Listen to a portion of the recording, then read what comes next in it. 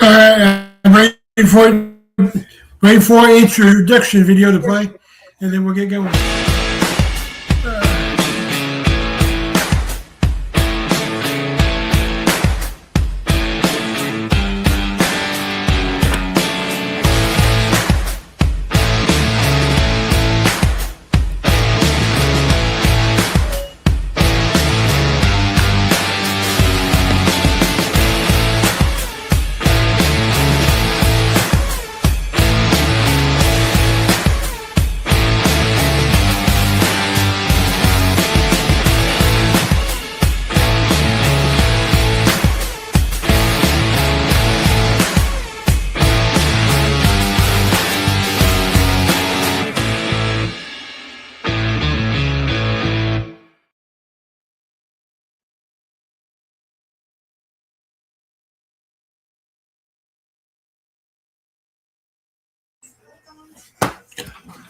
What are you doing? I'm trying to set it up. Set what? The microphone. It's working now. It's working. I mean, I just had to do that. All right, everybody. Welcome to Paranormal Addicts. We are in season 3.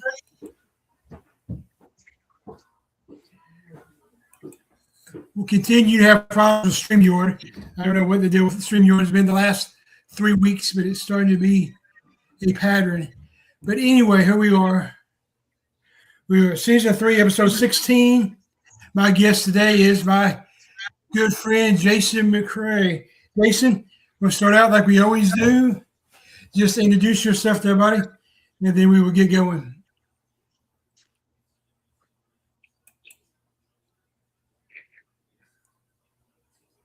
Hello, viewers. Thank you for inviting me to the Paranormal Addicts podcast.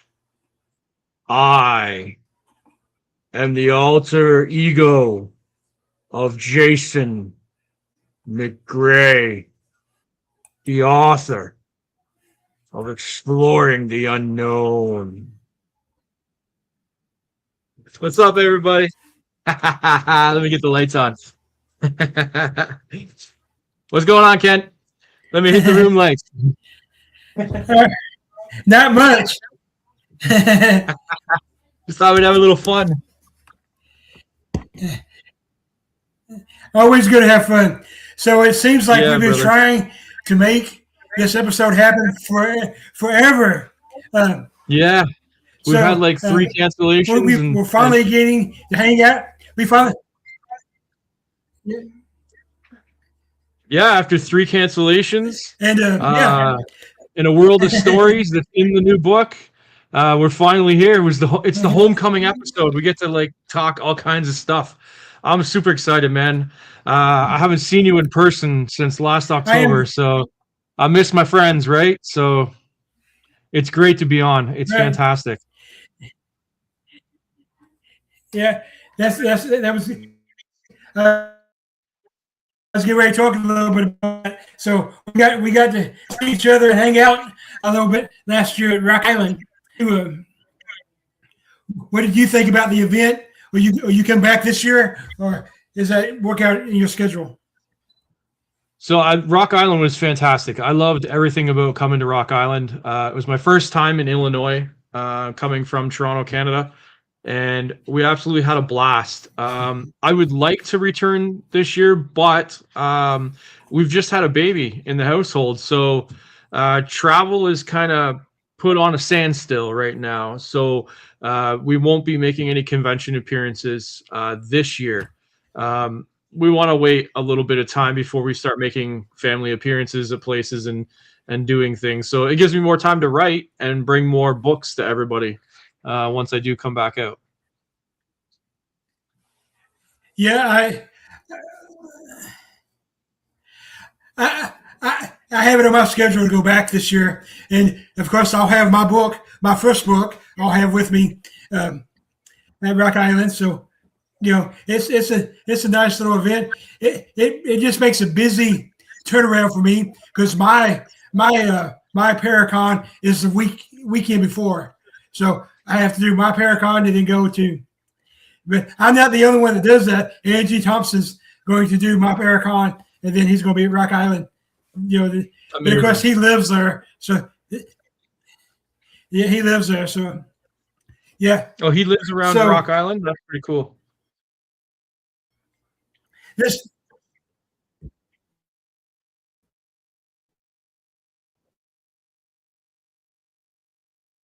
Yeah, he does. He lives just across the bridge. I didn't know that. I consider Aaron a good friend. I met him. I've been doing this for a few days, as we all know. And so when I first got introduced to Aaron, it was actually through Kat, now his wife. Mm-hmm. Then she was just his fiance, I think, maybe just his girlfriend. But she reached out to me saying that Aaron wanted to be part of the podcast and part of the expo. And I was like, at that point, I had no idea who Aaron G. Thompson was besides 28 Days Haunted, on Netflix. And but once I got to know him, he's a good guy. That's all I can really say. He's been investigating about as long as I have. And, he's just a real deal. So I told him it was kind of unfair to him that everybody pigeonholes him as 28 Days Haunted, So let's talk a little bit about your beginning in the paranormal. What first got you into the field? What drew you to the paranormal field? It was childhood experiences. So seeing things that I didn't understand what was happening, having an apparition show up in my doorway as a child and being freaked out. And then once I got to sort of high school level in my teen years, finding out that friends of mine had similar experiences or interests. And then later on towards like when we got in just out of college, it turned into exploring our local area for urban legends and ghost legends and stuff and finding the haunted locations in the area. And then it's snowballed from there into teams and events and now it's books and podcasts and all kinds of stuff, right? So it was a much like anybody else, I think, from our age group. It started off with curiosity.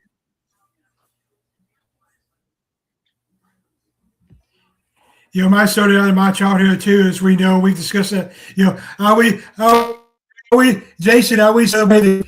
You're my favorite Canadian. So. Thank you.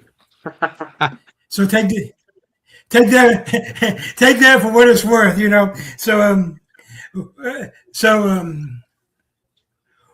So here's the next question that kind of builds up to this question. What keeps you investigating now? It's a lot of curiosity, and I've started branching out. So as exploring, looking for ghosts for 25 years. Now it's cryptozoology and ufology and all kinds of high strangeness that my rabbit hole has just gotten broader, and it's given me much more things to research that maybe I hadn't researched before. We're learning more about UFO, and we have all this declassified UFO information that's coming out. So there's more stuff to dig in on, and learning different cryptozoologies. Like, I didn't even know until like last year that we have a sewer tunnel monster in downtown Toronto. Like, I didn't even know about this, but it made front page news at one point on the newspaper, which is incredible. So that stuff is kind of broadened my horizons to keep my curiosity juices flowing, I guess you would say.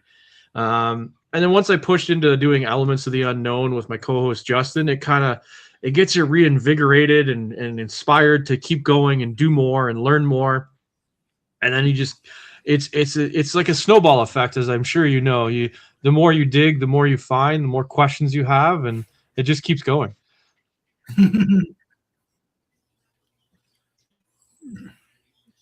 Exactly. And I'm the same way.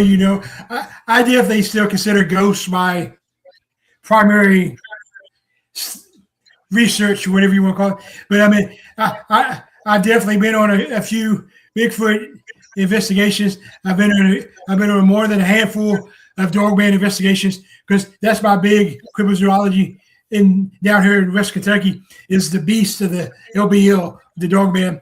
And then I guess I'm one of the few people who can actually say I've even went and tried to look for the chupacabra. So high strangeness.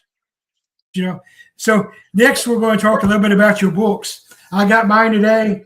I got my first one at Rock Island, with the autograph and all that stuff, and then I got the second one today. I got the hardback edition this time. So next time I see you, I'll get another autograph. So let's talk. What inspired you to start writing a book? What got you started? Writing for me has always been a kind of like a goal and a passion and things like that, like a dream. So when I was younger, I knew I wanted to be a writer. So going through high school, I took all kinds of English courses and stuff. I mean, none of it helped. I have terrible spelling, and that's why we have an editor. But I wanted to write books, and I had originally started writing for a pop culture website up here in Canada, where I would go to like comic conventions and pop culture conventions and interview people and write articles on different things that were coming out. So it gave me some experience with writing. And then I actually had started writing a book about a completely different hobby of mine. For the longest time, I was into car and doing car shows and stuff like that. And I wanted to write a book about my life in that world. And that book kind of got scrapped about halfway through. And then when I re-emerged myself into the paranormal world, I knew the calling was coming, that I needed to write about my exploring and my adventures and my history, because the paranormal had been with me all my life, whereas the car stuff hadn't really been with me all my life. So I just started writing, and it just kept flowing out, and that's how we got the first book, Stories from Beyond the Unknown, that you have there, that collected stories. I knew everybody has a story, so I started collecting them stories and adding a whole bunch of mine to it. And then when I sat down, I thought, you know what, I really need to do a solo book, which is what is out now, Exploring the Unknown. And it's all my travels, and it just writing. And at one point I was only writing one book at a time, and now it seems like I'm writing like 2 or 3 books at a time. So almost like it's an addiction, much like podcasting. You get the therapy from podcasting and you do it, and it's addicting to do. It's the same with writing. Once you get writing and you do stuff and you pick up a little tidbits here and there, it stays with me. It's been with me forever, and there's no point holding it back. You just got to keep writing, even if I don't publish certain stuff. I got lots of stuff I've written that I haven't published, but it seems to be in my blood to be a writer.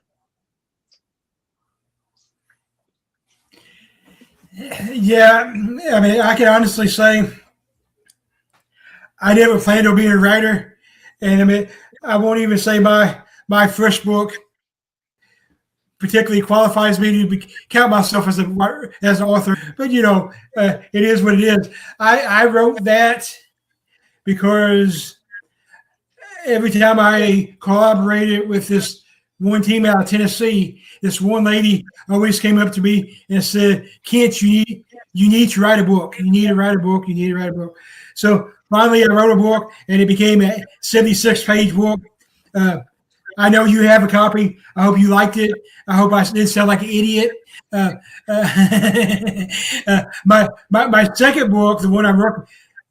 So I got 3 books planned. Like you said, once you start doing it, it's like it's a calling. So I have 3 books planned.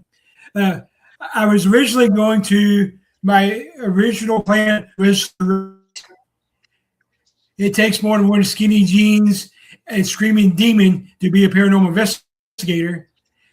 That was supposed to be my second book, and of course I got the forward for that one already. You wrote the forward on that one, but the book I plan to be my third book has really been on my heart, I guess, lately, and that's the third, now the second book.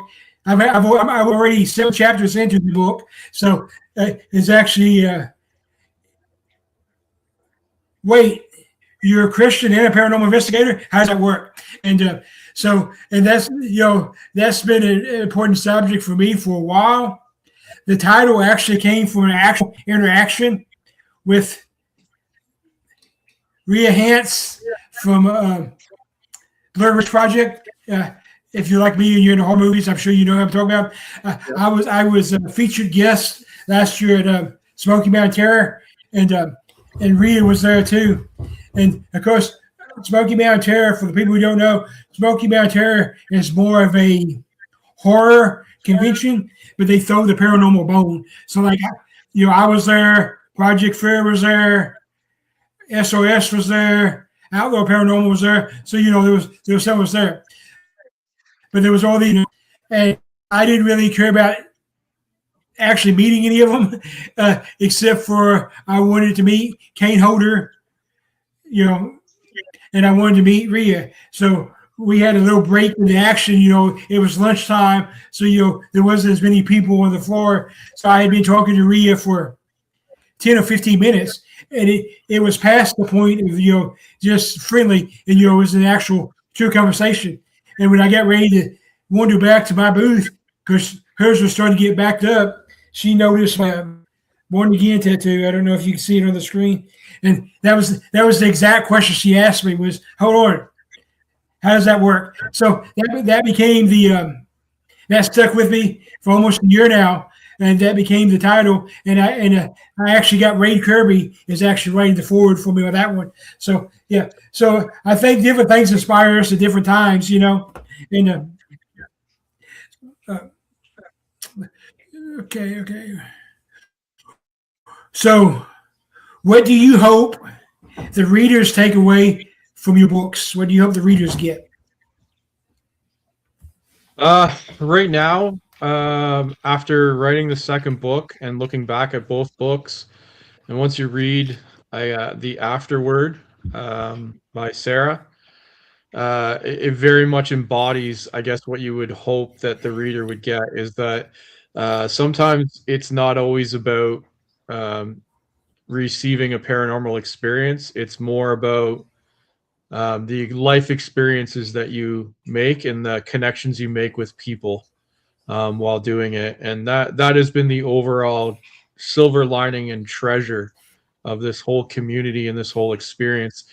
The goal of writing and stuff and you'll notice in the new book that it's not just adventures up in Canada. It's me traveling to West Virginia and Ohio and Pennsylvania and all these places that we have gone, and New York and stuff, and having those connections with people and those experiences with people. And there's stuff up here too, right? Connections and stuff. But I'm hoping that people will get that and feel like that I'm not just I'm not a TV guy. I'm not a YouTuber. I'm not what do you say, like an influencer or anything like that. I'm an everyday person, just like every single person. Yeah, and I self-published my book, and I'm hoping that people will see that anybody can do this. If you just put your mind to it, ask some questions, have some curiosity, you can explore the paranormal, you can write a book, you can make YouTube, you can do all of this stuff, and it's really all there at your fingertips. So it's more about making people accepted, I think, and understanding that everybody has a story, and it's really interesting to hear people's stories.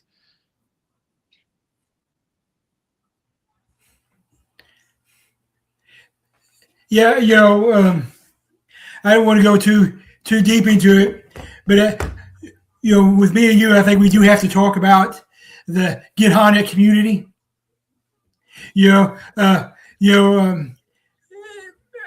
I have people down here in my neck of the woods that that actually won't associate what they do now, but 2 or 3 years ago they wouldn't allow me to investigate the location because I was connected to the Get Haunted community.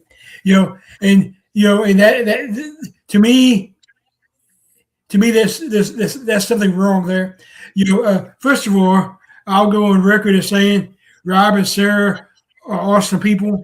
I have to agree with you that but they're the pretty community is awesome. and they are. I always tell everybody jokingly or half jokingly, I'm kind of like the stepchild of Get Haunted because I'm way down here, away from everybody else. I know I got Ernie and Denise in Kentucky with me too, but Ernie and Denise are like 3.5, 4 hours away. But the drama, and I think it's got a little bit better. The drama that was in the paranormal field a couple years ago, that shouldn't be there. We should be a community. If you don't like something, just don't watch it. But there's no need to be attacking people. You know what I'm saying? I totally get what you're saying. I felt the influence of the drama surrounding people not liking Get Haunted, and that falls on the doorstep even up here. And there's still people to this day up here that want nothing to do with Get Haunted or Rob or Sarah, and it's people that haven't even given them a chance to know them as a person, to know Rob and to know Sarah. And they're just going based on hearsay because they've been influenced by somebody else who they hold in high regard, maybe, or something, but they don't give it a chance. And I think that's where you'll read in the book that I gave Rob a chance because I didn't know Rob, and I do that for anybody. I don't know you, I'll give you a chance. Well, let's talk. Let's see what kind of person you are. I don't care what somebody else is saying about you as a person. I want to find out for myself, because just because somebody else doesn't like you doesn't mean I won't. And Rob and I clicked so well. We're very much like two peas in a pod, almost. Like we have a lot of the same outlooks and a lot of the same beliefs. And not just for the paranormal, I mean for like everyday life with people and social like social cues type thing. So Rob and Sarah have become very close friends for me, and I almost want to thank the people that pushed me away, telling me that I couldn't be with Get Haunted, or I couldn't do anything associated with Get Haunted, which is what it started, right? You can't go on Ken Wilson's podcast because he's with Get Haunted. That's what I got told. You can't go there because we don't like them, and we don't want you associated. And if you do that, if you do go over there, you're gonna get blacklisted from everything, and you'll be out from the community. That's not the case. Sorry. It's not the case at all. In fact, you're gonna by talking to people, and you get to network with people and Get Haunted. I've made friends, and like you made friends, and you'll find almost a family in a community when a little bit more close net. And like me, of course. Yeah.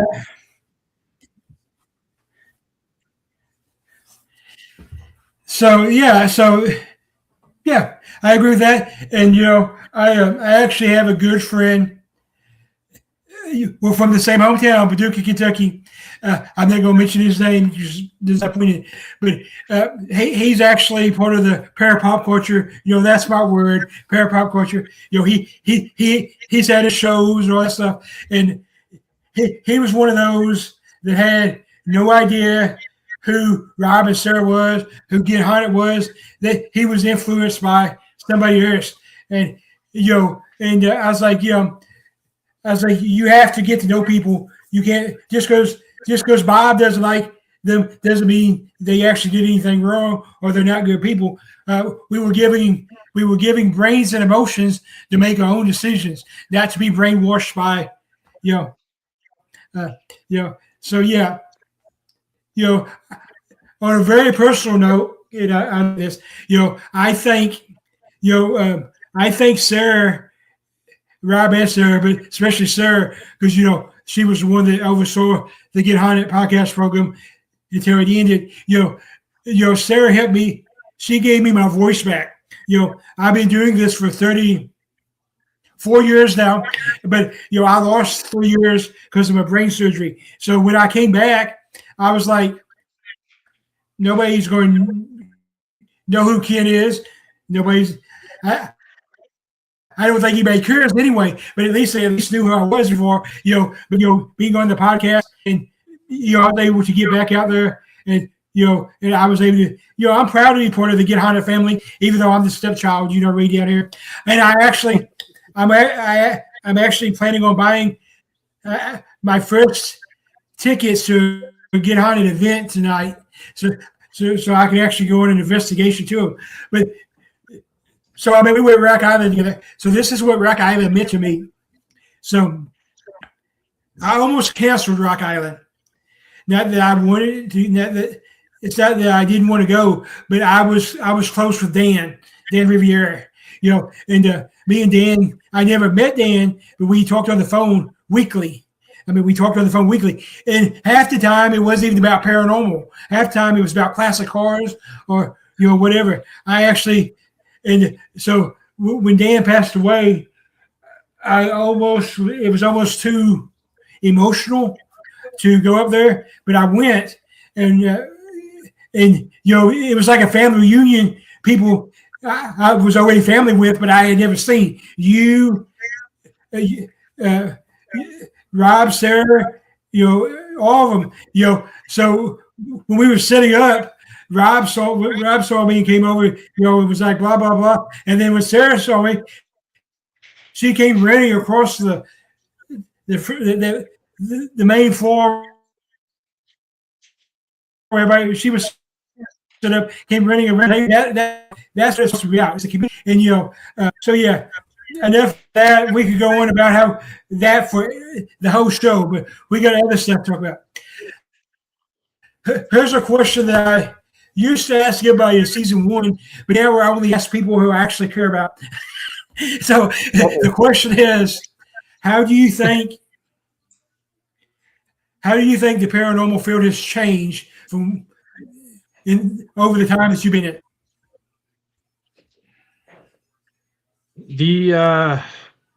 That's a hot topic right now. That's a really hot topic right now. The paranormal field has changed because the influence of our different mediums, so TV, internet, and influencers have changed the way paranormal is taking place and the way it's being investigated. There is a very clear separation between people that go out and seek the community to do investigating and public events and public investigations and booking private investigations, but they're all using the same tools. They're all copying each other and the same mimicking and stuff like that. And then you have like a small niche community of usually people that have come from time, like you and I, where we've just kind of had to think outside the box and do our investigating. And I remember going like, I throw out the shout out to Joe over at Paranormal Oddities in Depew, New York. We would go to that shop all the time when we would head down to Buffalo area. And I went up to Joe and I said, listen, I want to go ghost hunting after we do a book signing. And I don't want to go to the same locations that everybody's going to and paying to go to. Tell me your urban legend.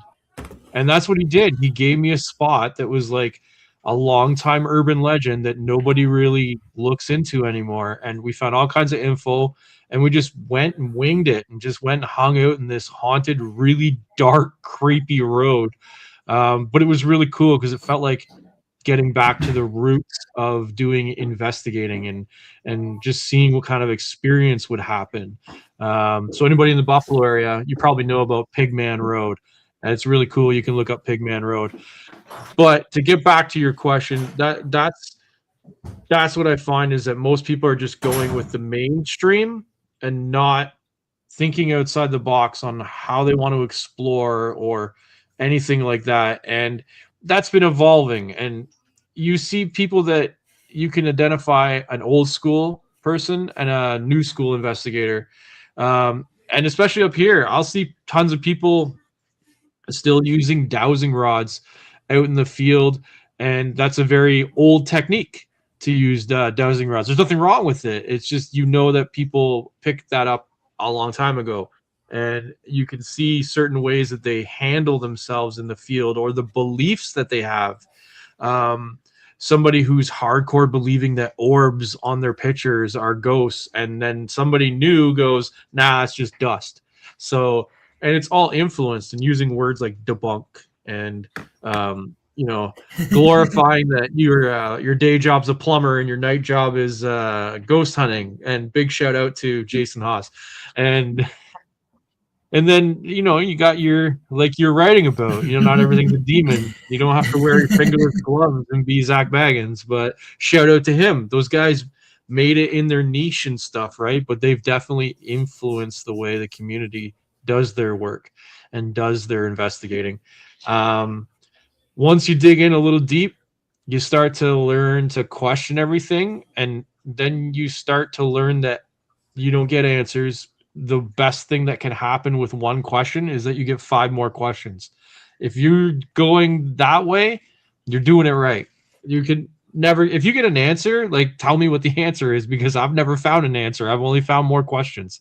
And that's the deep dive of old school investigating, right? So you might learn about something sciencey, and then it'll make a whole bunch of questions and theories. Sorry, I could go on a tangent about that stuff forever. Right. I mean, because I like to tell people that my catchphrase for my team is we use the old school techniques with the new school technology. I got all the bells and whistles. I do, but ask me if I use them. We're the same my way. Former co-host,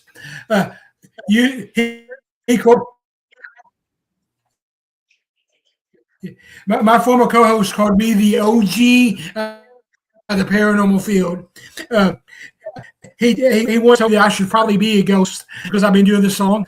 But the thing is, I do like to try to use some scientific. Does EMF actually prove anything? Is an orb actually anything? Like you said, anything you think is proof really just opens up another question. And we're not really going to have these questions. We're not going to really have the answers until we're gone, until we're part of that, But I mean, my first ever investigation was in 1986. Okay? Yes, that's 1900 for you kids out there. 1986. I had a flashlight. I had a library tape recorder. You know what I'm talking about? One of the big ones where they had the record button, I had that, and I had a pen and paper. That's what I had, Jason. So, and you said earlier, sometimes we have to go back to where it all began. I actually did that for my book. The place that I had my first investigation was in a trailer park. The trailer park no longer exists. But the strange thing is that trailer still does. So I went back there 34 years later, just to close out that chapter, So the question is, and this is off script, the question I got for you is, do you think the paranormal field is better with all these gadgets we have, or do you think the new gen investigators rely too much on the equipment and the old school was maybe better? What do you think? I don't think it's a matter of better or what was worse or better or where it's at. I think it's just that the generation now gets a different starting point. So we had a different starting point, and much like you with old tools, I wasn't investigating in 86. I'm a little bit younger. I started investigating in around 96, 97. But I would go to Ghost Road in Port Perry, Ontario with a paper map.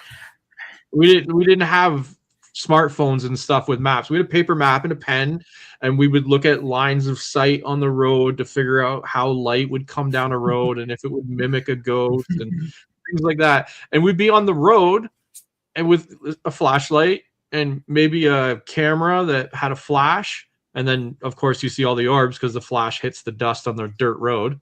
But we didn't know that.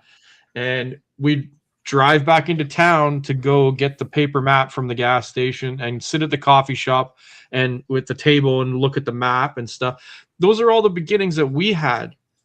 And now the new generation has, like, they can look at a map on their phone and they can get a REM pod and a K2 meter. And there was no K2 meter when I started out. When it came out, it was Dr. Gauss meter. If you remember those, it was a big square box, and you hit the button, you went pew, pew, pew, and the little needle went, right? I still have one. I still have mine. Still have mine too. And when spirit boxes came out, it wasn't called a spirit box, it was called the Shack Hack. And I had to go to the States to get a Radio Shack radio and bring it home, take it apart, and build, like, fix it to be a spirit box that was then just called the Shack Hack box. But I had to make it myself. Now the kids can just buy it. I say kids, I mean, there's people, there's grown adults that are just getting into this too. We're all kids in this world. But you can just go to the local shop or go online and buy the equipment. And that's fine because it gives you a starting point, but it'll also open up a different series of questions. So they may have a different beginning, but they're going to get a different result. And we had a different beginning and where we're at, but it's not black and white. It's all intertwined and it's all a giant web. And eventually we're all going to end up in the same place. And that's when we'll get the answers. But I think it's not a matter of better. It's just different. And you got to keep an open mind. So something that I might be paying attention to for 30 years, the new guy might come along and have one sentence and it might make me go, whoa, I never thought of that. And then it opens up more questions, right? So I like to look at it as all experiences and stuff. It's fantastic. And it's natural growth. You just keep positive with everything. I honestly believe Ray Kirby is the one that said this when he was on my show a couple of seasons back, season 1. He said that in this field, his advice to a new investigator would be to always keep learning. In this field, you should always keep learning. And I agree with that. I put my own spin in it when I tell it now. I tell people, I was like, so in the paranormal field, you're either green and growing or you're ripe and rotting. And I don't want to be rotting, so I want to always be growing. So for example, I'm big on collaborations. I know you are too. So I was collaborating with this team from, not about 30 minutes up the road towards the lake. And we were investigating one of my favorite places, the Glen House in Cape Girardeau, Missouri. And and we were doing the Estes method. And when they did the Estes method, they took the tripwire and they put it around the person with the headphones and the blindfold. And I was like, I've never thought about that, but that's cool. So now I do that. And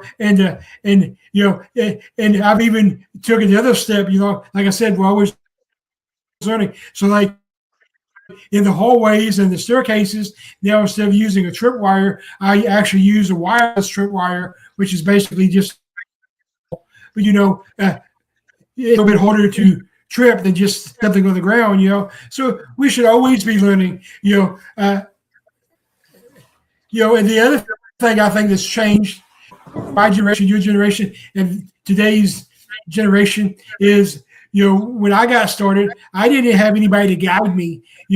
I had Robert Stack, one Friday a month on Unsolved Mysteries, we do the Unexplained. So I had that. And then I had the library. That's all I had. Nowadays, they have, for better or worse, they got Ghost Hunters, they got Ghost Avengers, they got Ghost Brothers, they got Ghost everything. You know what I'm saying? So, at least that is something to look towards. So that, and again, that's both the positive and the negative. Everything, like you said, nothing's black and white. This is another question I used to ask in the first season. I haven't asked it as much recently because I just don't think people care. But I'm going to ask anyway because I can. It's my show. I can do what I want to. So everybody watches my show and knows me.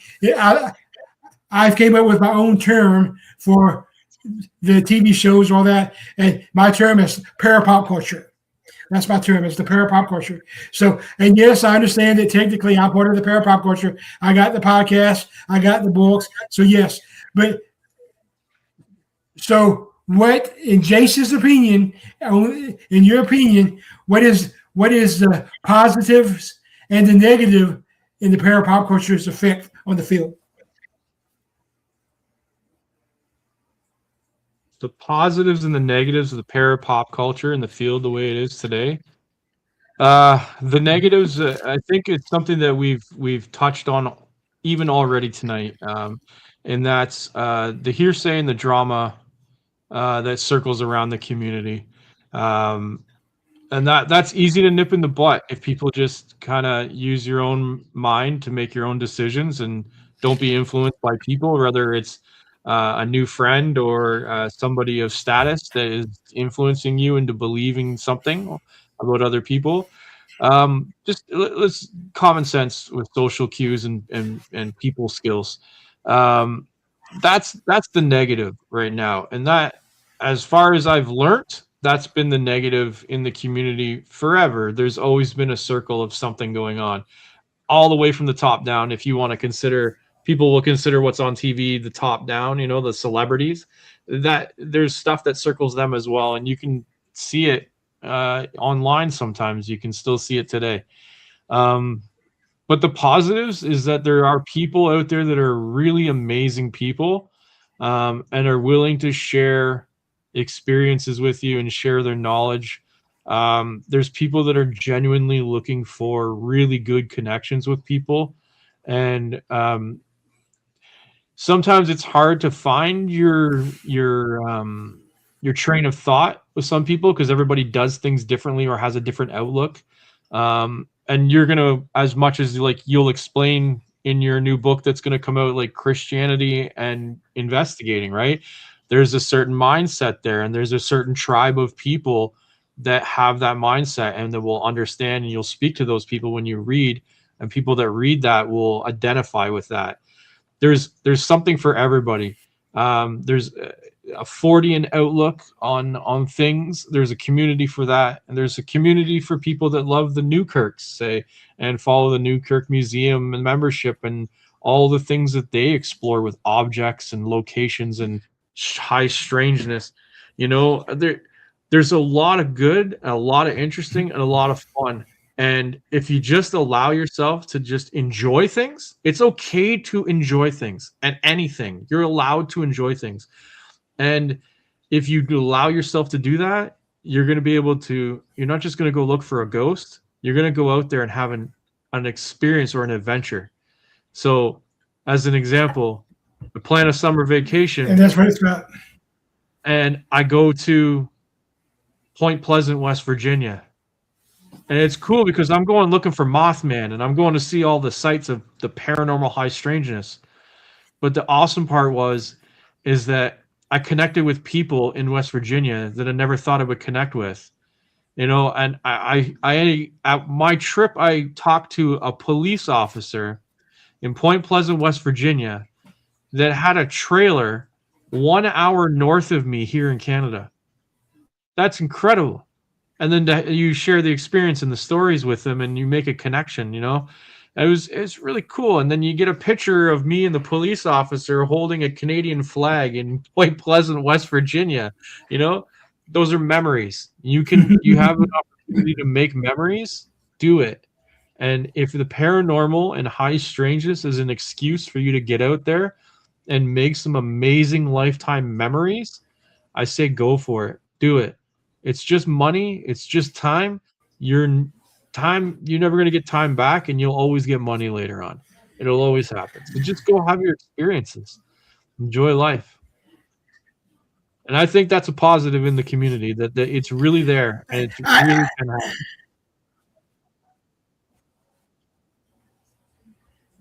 I think that's where I'm at in my journey. Is I no longer really care about proving anything to anybody. I do it now for personal experience. And like you said, the connections you make. That's like in December. I got to be I got to be part of the last team to investigate the Ditto House. Ernie and Denise's place, Cool. and that meant a lot to me because I was, being from Kentucky, that was always on my bucket list, and of course, knowing Ernie and Denise, it made it even more on my bucket list. And I had, and kind of like we've had to reschedule so many times, I kept rescheduling that, and finally, I was able to go on it. And, that's kind of what it's about, and I tell people, so. I think it's more positive to the para-pop culture than there is negative. It makes it where you can talk about it. It opens up to people, back in the 80s and 90s, we would have been having interactions with a cop in West Virginia about the paranormal because it wasn't talked about. You know what I'm saying? And now we can talk about it, especially down here, where I come from, I jokingly tell people that, not only do I live in the Bible Belt, I live in like the capital of the Bible Belt. I think we have more churches than people. I was actually told to my face by this 60 some odd black lady I had never seen in my life that I was a tool of the devil and I was going to hell because of my paranormal investment. And all of a sudden, at my grandmother's house, I've always experienced this, so that's the positive. I think there's a small but loud minority that maybe got into the paranormal field for the wrong reason. Maybe they got into it just for fame and money, and that hurts the real people that actually do this for the right reason. I'm not against people making money at all. Matter of fact, I want people to buy my book. I want people to buy your book. But if you're charging somebody $50 for a picture of your team, is that even autographed? I may have a little bit of problem with that. If you make it where other investigators can't go live or can't release their video of a location until it's approved by the location, and the location specifically tells you it's because of these two people, I have a problem with that. But I think we just need to get back to the way it used to be, where we're a community and we're all going towards exploring. We're not worried about who's higher on the totem pole and that kind of stuff. That's my soapbox. That's take it or leave it. I don't care. Okay, so let's get back on topic a little bit. Not that was no topic. I mean, it really was. I will say this one last thing because it's one of both of us good friends. So I had Sarah and Rob on the show. We were talking same question. We were talking about the para-pop culture, and she's like, Kent. She's like, I understand that some people get upset because so and so has millions of viewers, and legitimate teams only have 350 or whatever. I got 4,000, but that's I don't care how many I got. But she's like, what you have to understand is the people that tune into Sam and Kobe are not the same people that's going to tune into me. Because they're looking to be entertained. They're not looking to see what it's really like. And that kind of hit home. So now used to I had like paranormal investigators, paranormal researchers. So I've had to add a third category now, and I have paranormal entertainers. So I don't worry about the paranormal entertainers. They can do what they want to. Okay. So what's one investigation you'll never forget? Hinsdale House. That's an easy one. Hinsdale House is by far, I'll never forget being at the Hinsdale House for a number of reasons. There was a lot of happiness in that house when we first got there. Sorry, go ahead. Okay. That's my bucket list location, and I'm finally going there in November. It's only a Oh, 16-hour trip. amazing. You're gonna love the Hinsdale house. That place, when we went there, we had a lot of love in that house. I proposed to Dominic in the living room of the Hinsdale house, so there was a lot of love at that time. And then we also shifted the energy of the house by doing investigating and doing a seance in the middle of the kitchen, and shifting the energy of the house and having experiences there, and then having the experiences from the house follow me home, and then explaining it to Nick and Tessa Groff and having them confirm to me that yes, that was the house that followed you home. I mean, it's pretty understanding when you have a music box that you made out of the wood from Hinsdale House. This is made from the siding. So this is in my house. It's with my collection, and I brought it with That's me to cool. Hinsdale to bring it back home, and then I brought it back home with me. So I think something kind of attached to it and gave me a little bit of a visit. But the house has stuck with me, and that's why I say like it's an investigation that has stuck with me. And ever since I've come back from that house, I want to go back. And there's something drawing me. And talking to Daniel Klaas, he said, that happens to a lot of people. A lot of people go and they feel drawn to the house and want to come back. I have a whole chapter on the Hinsdale house in the new book. You can read about all of my experiences at the house. I do intend on going back. I do have a pack of a deal with my fiance Dominic. I can't go back to the house without her. So, and with us having a small newborn baby, we're not on the road to do investigations right now. So we're wait till he gets a little bit older, and then we're running back to Hinsdale. It's incredible there. And if you're in that area and you go to Hinsdale, it's sometimes if you can line it up, make the 20-minute trip down the road and go to Wildwood Sanitarium as well, because it's a fantastic place as well. I've been there a couple times. I know that there's hundreds and hundreds of locations that you can get experiences We're from. making a whole weekend of it. Yeah, it's Yep. incredible. Western New York has a ton of stuff in there. It's absolutely incredible. I would highly recommend Hinsdale. Just if anybody wants to book, just go on the website, the Hinsdale, and you can book a night there. It's incredible. Are you going with a bunch of people? No, just me and my friend Eric. Just the two of us. Just two of you?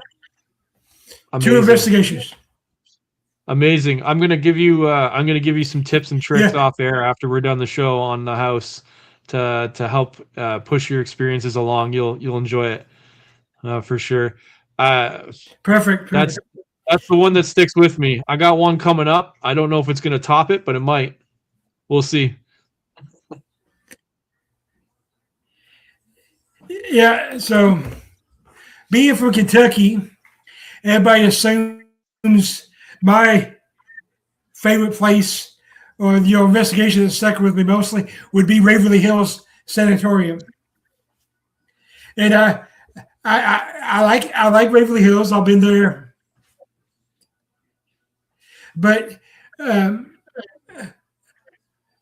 Waverly is a different experience. The first time I investigated it was way back, when they were first opening it up to people, and it was a crazy investigation.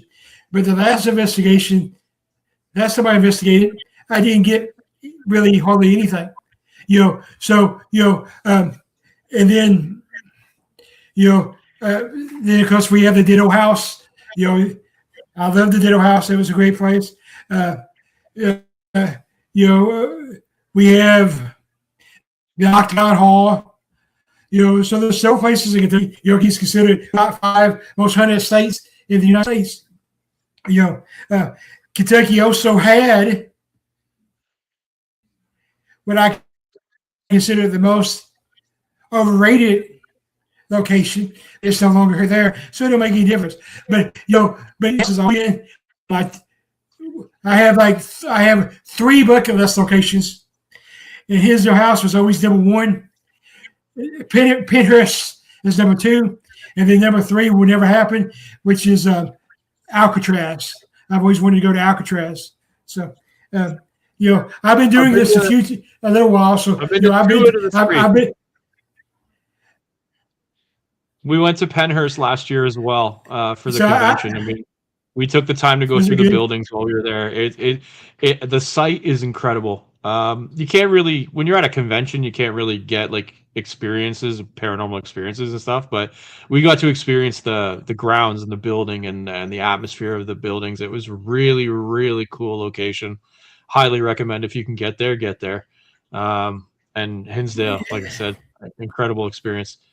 Rolling Yeah, Hills it's a is way right more. there as well. Love Rolling Hills. Incredible experiences there. Hillview Manor. We had some awesome experiences at Hillview Manor as well. We did West Virginia State Penitentiary, Trans Allegheny Lunatic Asylum was absolutely incredible when we were there. That's really high up on my list of favorites as well.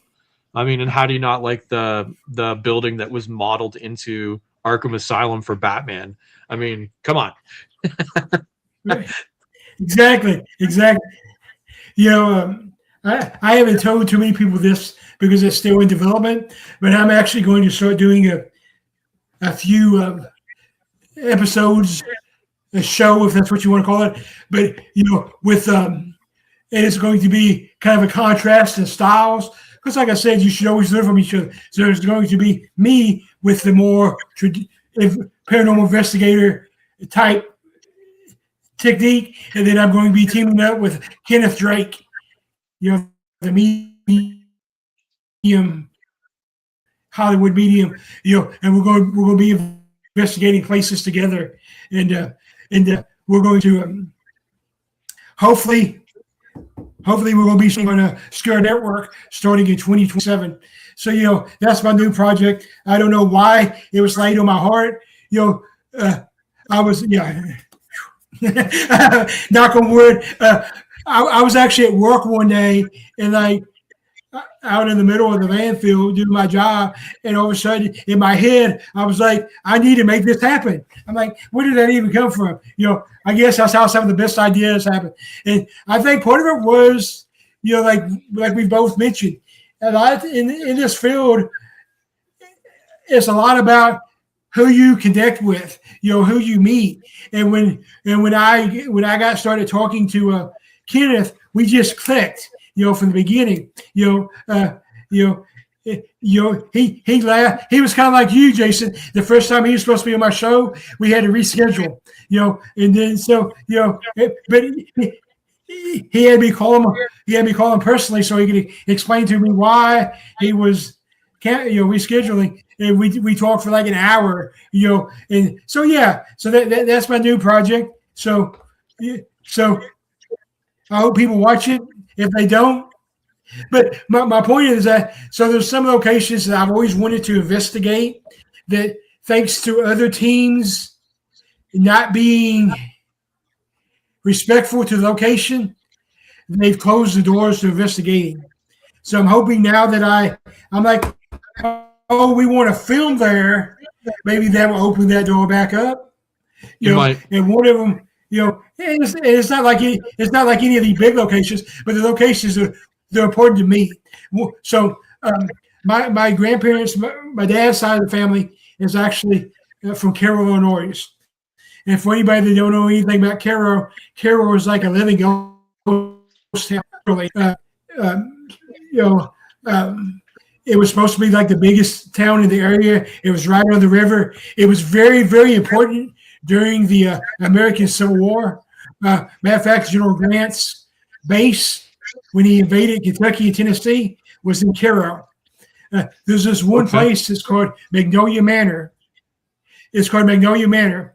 And Magnolia Manor is significant for several reasons. One, like I said, most of Cairo is no longer there, but there used to be a street that was called Million Years Road. And you think this was in the 1800s, 1920, 1930, 1940. So, if you were a millionaire back then, you were actually doing something. So they had a row of mansions.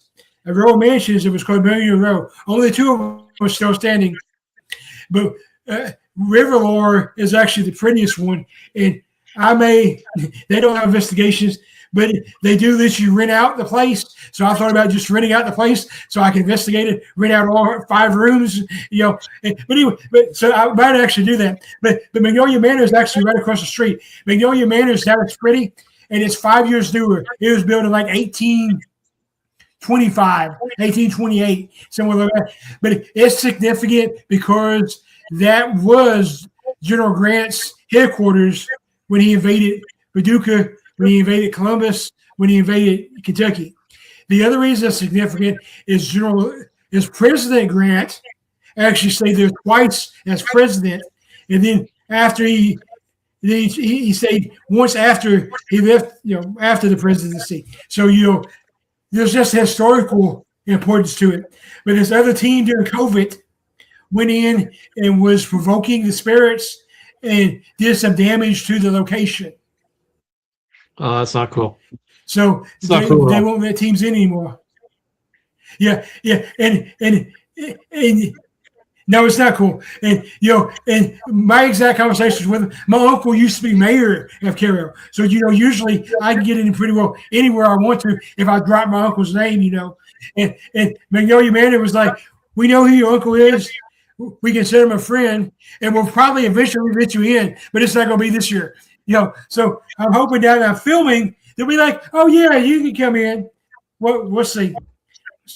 But I think just from a historical standpoint, without finding anything or not, just from the history, it would be an awesome location.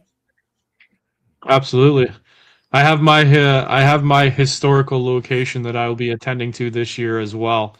That has been kind of on the list of places I've dreamed about going to.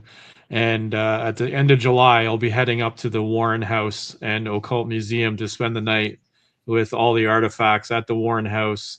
There will be 4 of us Canadians and 4 Americans coming together to investigate. A couple mediums, and it's everybody's really excited to kind of investigate the Warren House and investigate Annabelle and the artifacts and stuff.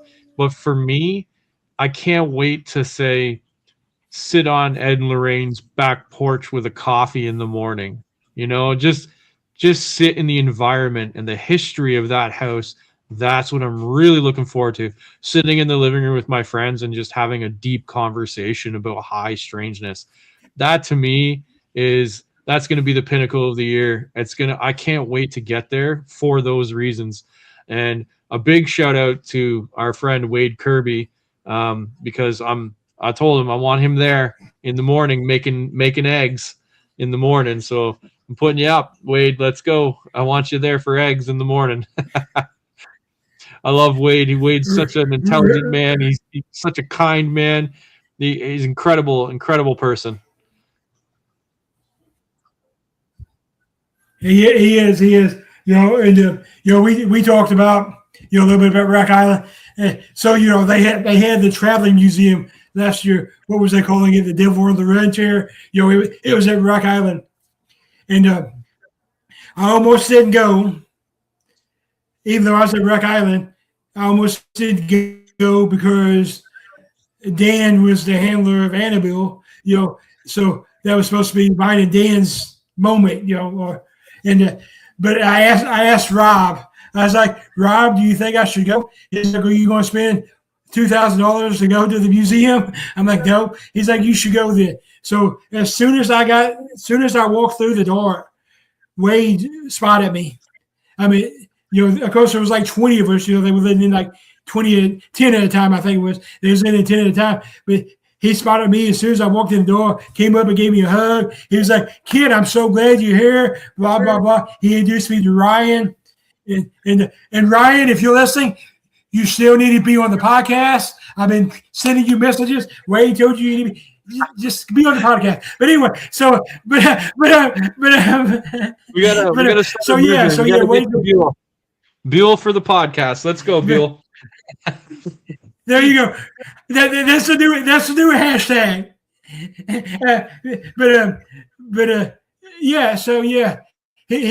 He's an awesome person. Like I said, he's writing the foreword for the Christianity book. And that book means a lot to me.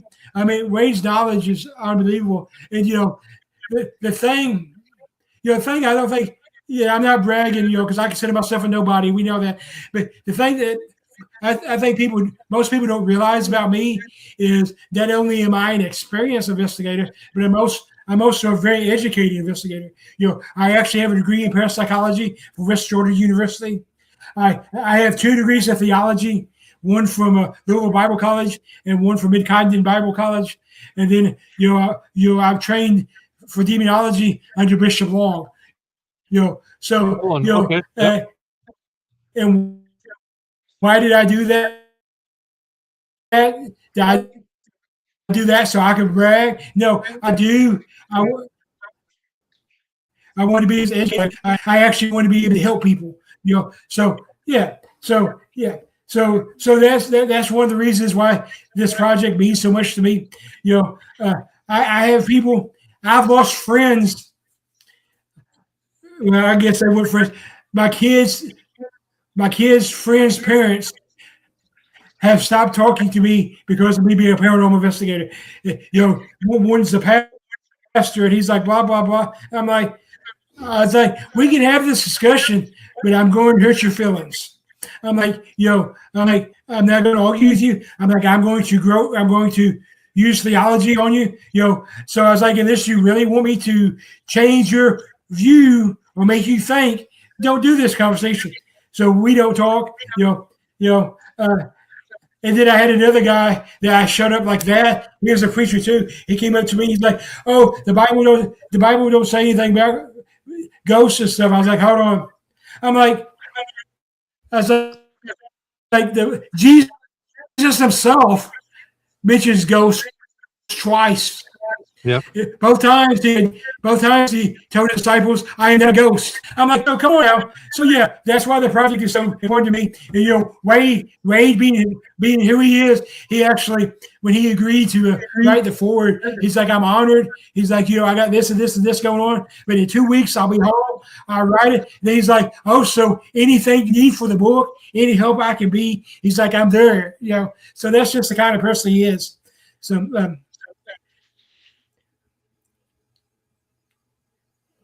Okay, I'm going to let you go in a few minutes. We're over an hour, but I don't care. So, you mentioned earlier about like the Hinsdale house following you home. I've had that happen to me.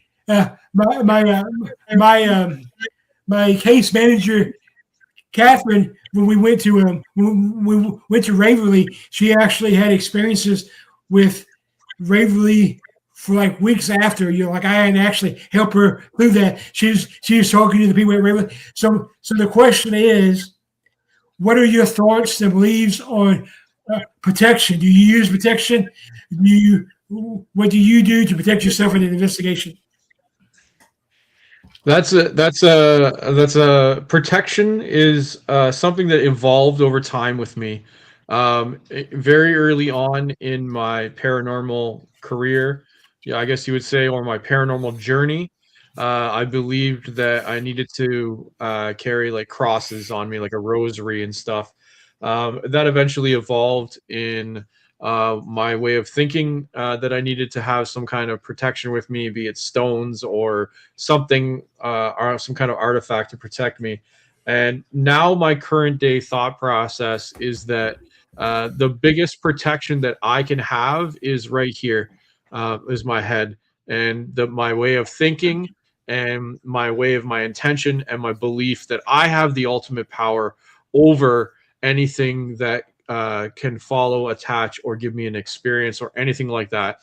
And also having the knowledge to know that if I needed help beyond my capability, that I know people that I can reach out to for assistance with certain things if I needed to. But ultimately, it's my own power, my own intention. I'm not saying I'm some kind of powerful medium or anything like that. I don't claim to have any kind of abilities whatsoever. I'm saying that my own intelligence as a human being can understand that my intention, that my belief system, and my understanding of my own theories allow me to stay, I guess you would say, quote unquote, protected. And that's the way I believe things now. It's mentioned where I've made jest before. Somebody said, "What do you bring for protection?" And I said, "For what?" So if you can't explain what I need protection from. If you just think it's some demon running around, the chances are I don't believe it's some demon, and I understand maybe how an egregore works and negative energy works, and stuff like that. So it's all about different ideas and theories to help protect yourself. You know, since you said the demon word, I just got 10 more 10 more likes. That's what you got to do. Demon. So I'm not saying there's no such thing as demons. I'm Right. trained in demonology, so that would be kind of hypocritical, right? But I will. What's the name of my first book? Don't buy generic batteries, and it's probably not a demon. If there is demons, you're talking about less than 1%. But you know, I could if I run around in tight jeans and you're a demon, I'm a celebrity, you know. So anyway, that's what I got to say about that. But yeah, so I'm the same way. You know, protection has evolved with me. Used to, I was that one. You know, I had my cross. You know, I didn't use the crucifix because you know that's Catholic, and I don't know what I am, non-denomination, whatever. So, but I had my cross. I used to always do a. Always used to do. There you go. I always used to do a prayer protection before I went in, and I used to always do a prayer detachment before I left. When I have a tattoo of the Norse symbol of protection. Can you see it? I don't know if you can see it. Yeah. So I used to carry the gems in my, you know, everything. You know, I figured you couldn't be too safe. And but now, like you said, my knowledge, my experience, my training, whatever you want to say, you know, and like just like you, I know if I needed to make a phone call, I have people that would answer the phone. You know, I know if I called Wade right now, he'd be like, "Yeah, I'll help you." You know, so yeah, I think that's the important thing. So And I we think got two more as sections. well. Let's try to get through these. Okay. So I think let's talk about. okay, let's go. Let's talk about. Go ahead.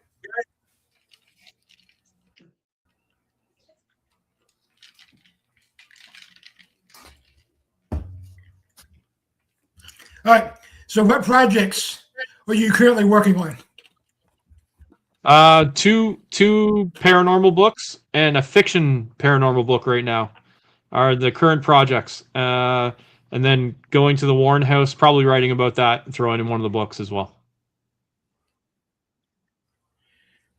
What excites you about where you are in your journey right now? Seeing other people have experiences, that's exciting for me. Even just last Saturday, I was at an investigation, and three of us had an experience at once. And watching those two other people have that experience, incredible. I love it. All right. So this is a speed round.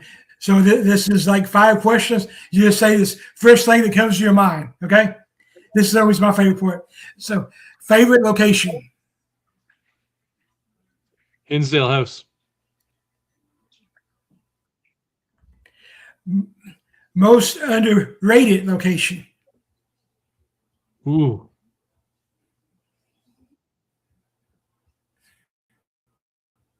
Underrated? Ballad Bay in Ontario. And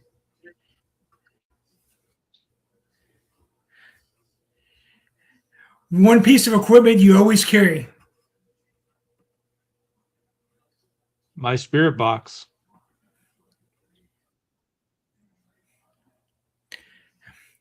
Demon or misunderstood energy.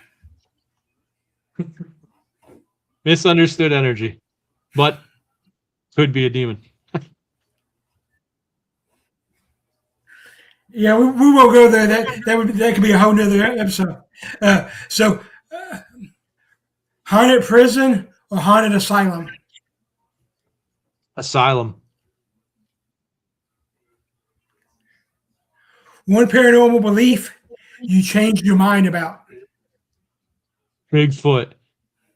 I changed my mind about Bigfoot. I could go on forever, but I actually believe that Bigfoot is a ghost.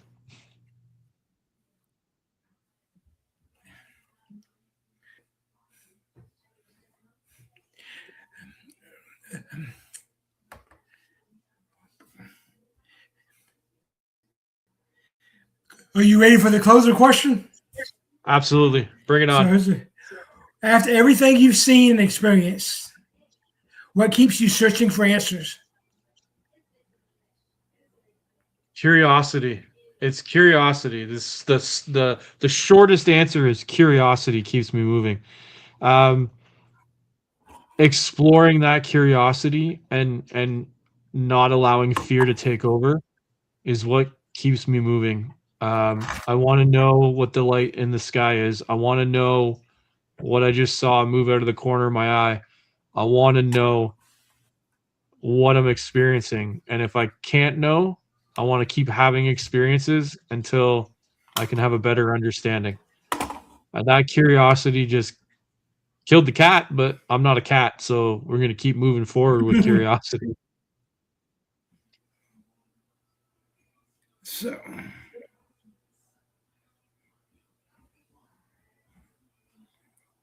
I'm getting questions on my phone. Hold on just a second. Absolutely. So, all right. So the question is, this is like, here's the question you used to ask. Ask this question. So, okay. So we'll do another speed round, and this speed round is different kinds of locations. You tell us what you think about each location. Okay. Cemeteries. Overrated. They're not all haunted. People are dying to get in, but it's not all haunted. Hospitals. Oh, hospital is a it's a hotbed. It's a hotbed. You can have a lot of experiences at a hospital, both active and former hospital. Yeah, I like hospitals. Asylums.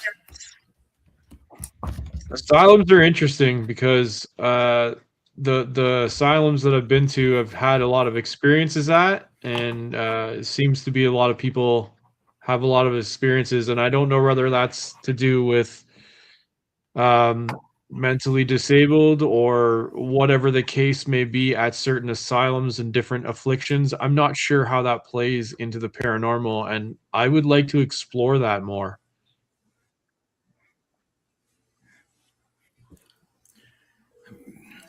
Prisons.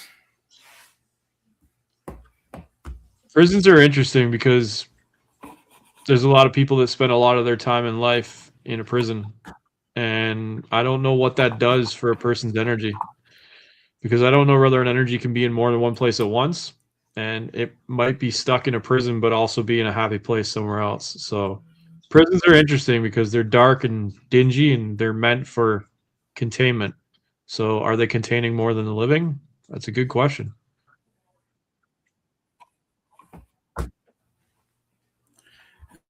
It is a good question. All right, so last speed round, and then I'll get you out of here. So this speed round, we're going to talk about different kinds of activity, different kinds of hauntings, however you want to put it. Are you ready? So let's start out with residual. What about you? You want me to know if I've had experiences with residual? And yeah, if you've had experience, and what's your theory? What's your belief in residual? Is very simplified to the terminology. It's an energy that is imprinted in time, and I've had an experience with residual energy in Kingston, Ontario, where a ghost plays over the same pattern every single night, where he runs down the hallway, goes around the corner, and goes to an open window and fires a rifle through the window and turns around and waves for you. Come on, come on, come on, they're coming. And it's an old 1800s soldier, and that just plays over every night. You think he's looking at you, but he's not. It's like a tape over and over, over and over. You just have to be there at the right time.